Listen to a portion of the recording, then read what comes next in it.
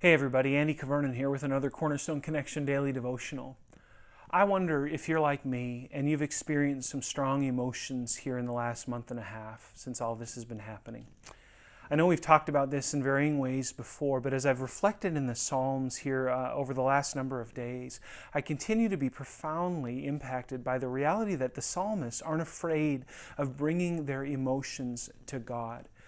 But as they bring them to the Lord uses His Word, He uses His presence to shape those emotions and to bring perspective to those emotions in a way that helps the psalmist have confidence in what God is doing. And so I want to bring you to another psalm this morning that reflects that strong emotion that we sometimes feel in the midst of things we can't control, and then helps us to understand what God is doing through those emotions. So I want you to look here with me at Psalm 73.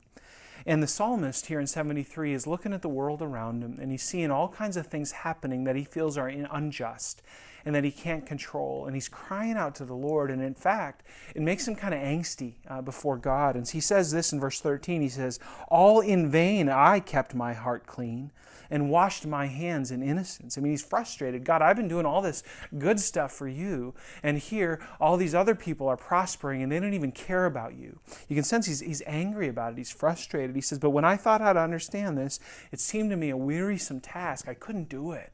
I just got so frustrated," the psalmist reflects. You ever been in a place where you're just frustrated? Your emotions have overcome you. You look at the world around you and you're just exasperated. I think perhaps a lot of us are in that place these days.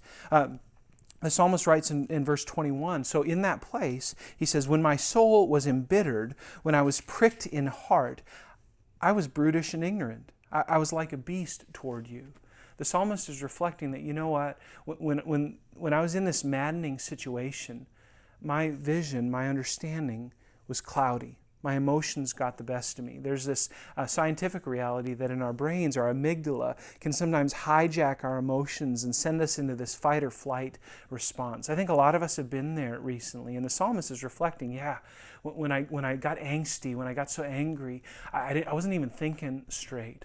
But then he says this, and this is so helpful. He says in verse 17, "That is, until I went into the sanctuary of God. Then I discerned their end," it says. I discerned what was going on around me. I discerned what God was doing.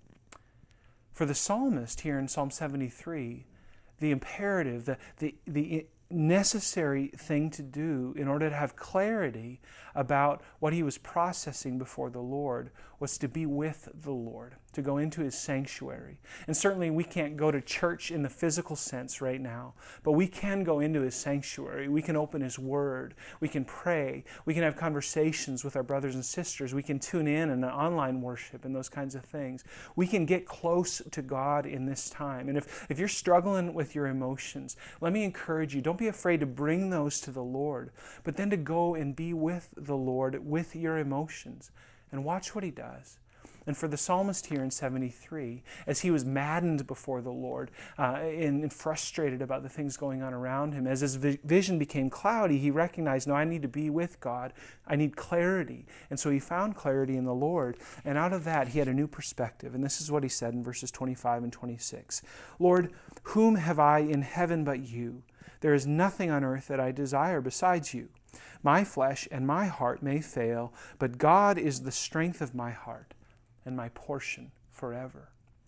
May you, with all of the emotion that comes with all that we're dealing with now, may you bring that to the Lord. May you be honest, and may you process that in His sanctuary. You can do that. You can bring all of your anger, your fear, your frustration, your disappointment, your anxiety, all of it to God. And in that sanctuary, ask Him to meet you. And I'm confident that He'll clarify what He's doing for you.